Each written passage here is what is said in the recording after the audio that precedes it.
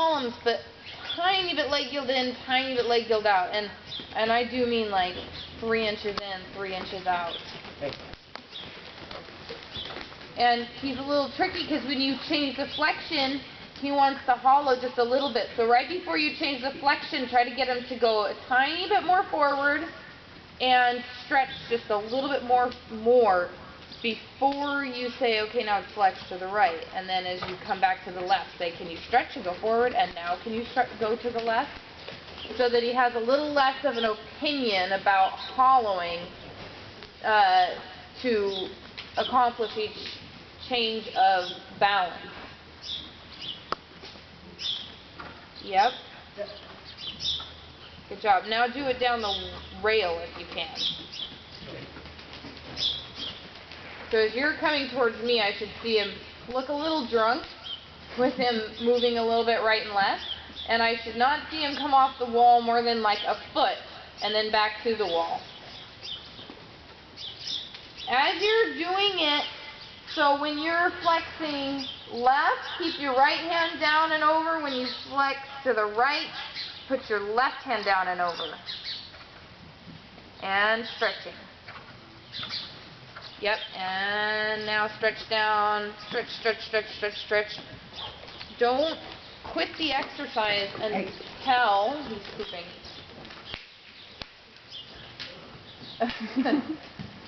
It's really hard to multitask. Don't quit the exercise until you feel like he's come over his back. So his reward is to go out of the exercise once he stays stretching. So ideally he doesn't hollow at all. Oh well if he does, but he's not going to change the bend and you're not going to make it easier on him until he, yeah, that's right. And forward, and keep staying off the left leg, keep staying off the left leg, keep staying off the left leg, and right hand down, and stay on a circle now, and say, keep staying on the, off the, yeah, good job. And so, yeah, and right hand really down, and more forward, because part of his issue when he sticks his neck up there is he sucks back just a little bit. And it doesn't have to be forward like you think, can you run his feet off of his legs, but it does mean that he has to cover a little bit more ground. There you go. And so that one's the easy one. Off the right leg's the easy one. Good job. There you go. So when you go off the right leg, you don't have to go very far. And the left one, you have to stay on it a little longer. You have to commit to it. Just like, yeah, that's right. That's right. All right, let's do a little bit of a diagonal, a little bit medium feeling, and do the same exercise the other way. Lily, is it okay if I go out in the middle?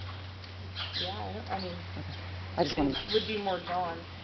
You're honestly, when I video, you come in, it's easier to video if you're not having to turn. Right. But you're welcome. If Dawn doesn't care, I don't care. Okay. Kitty, do you mind? Good job. Okay, I know, sweetie. I know, honey. I might just for a couple minutes. That's fine.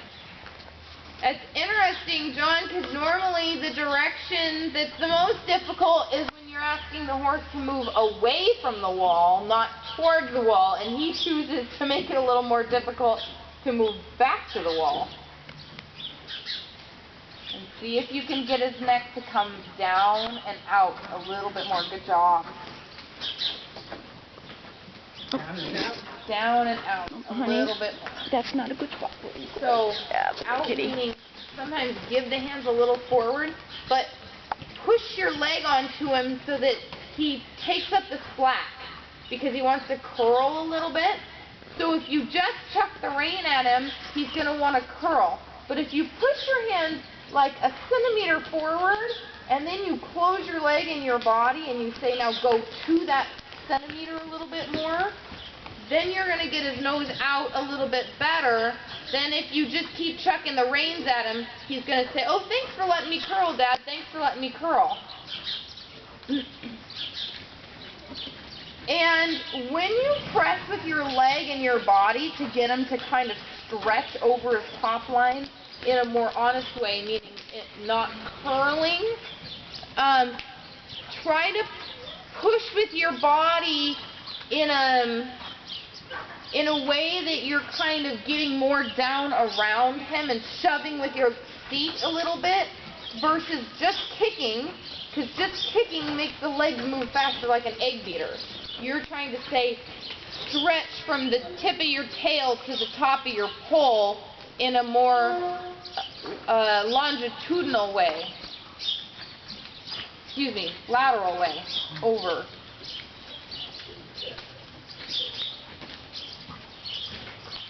So let's do a walk exercise for just a second. Let's come up to the walk.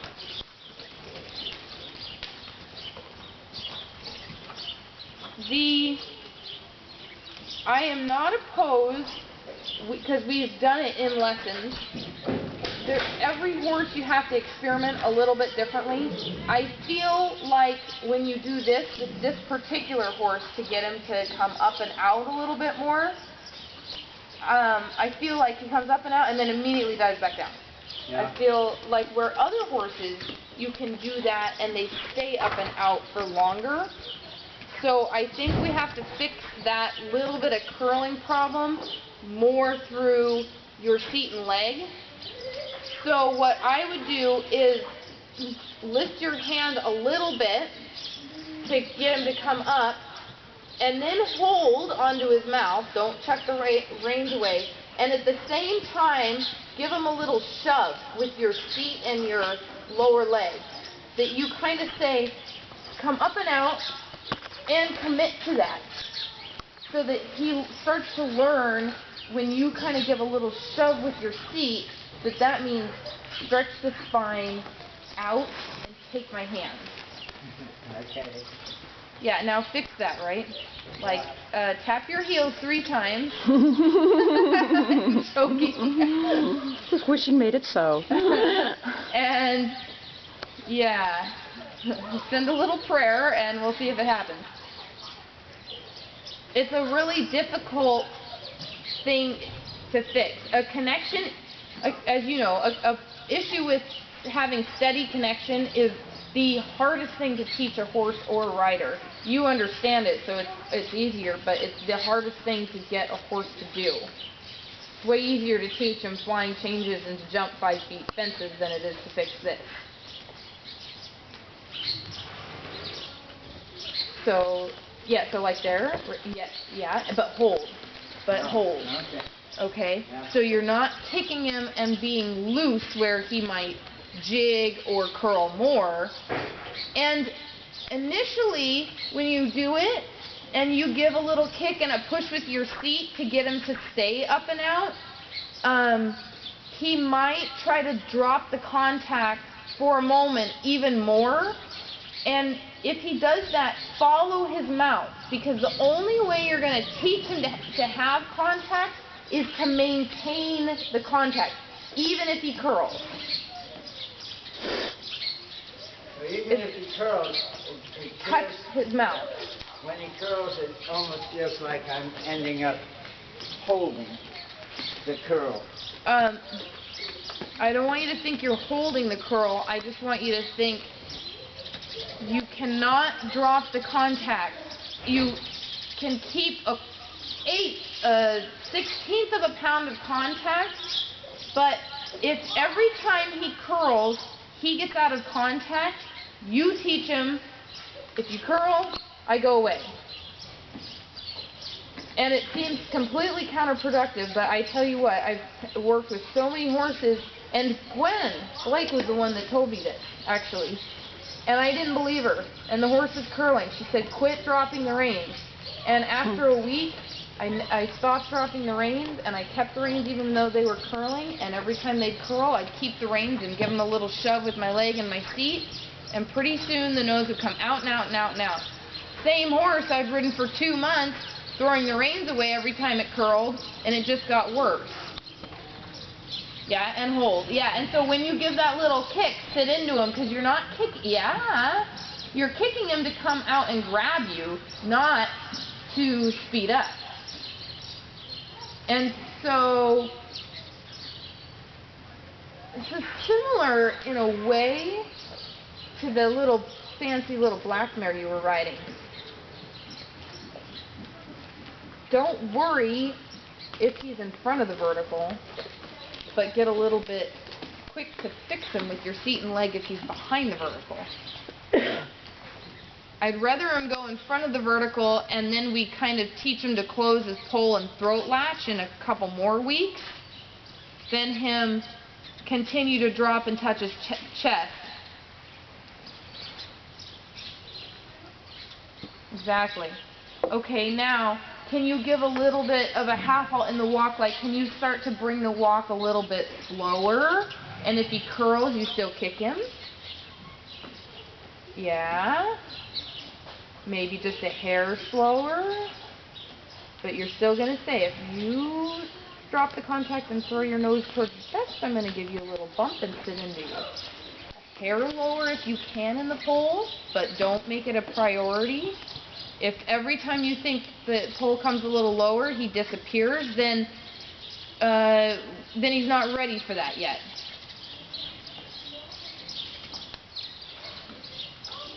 Yep. Can you make it even a little slower? And this is hard. It's harder to go slower because then he has to be even a little more honest stretching. So that's a little too inverted. That's a little curled. Oh, kitty. I know. There you go. Oh, sweetie. Come here.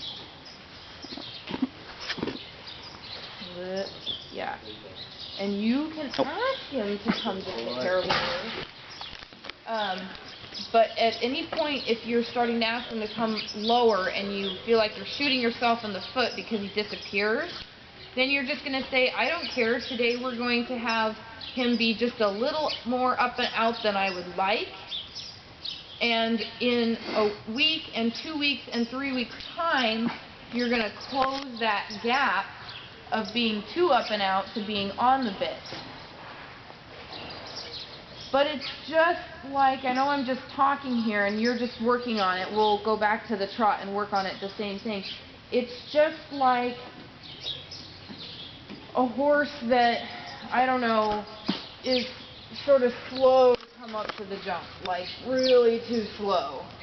Well, then you get on that horse and you teach it to boogie its ass to that jump for a couple weeks. And then after it can boogie to that jump, then you say, okay, now you can kind of go in the middle.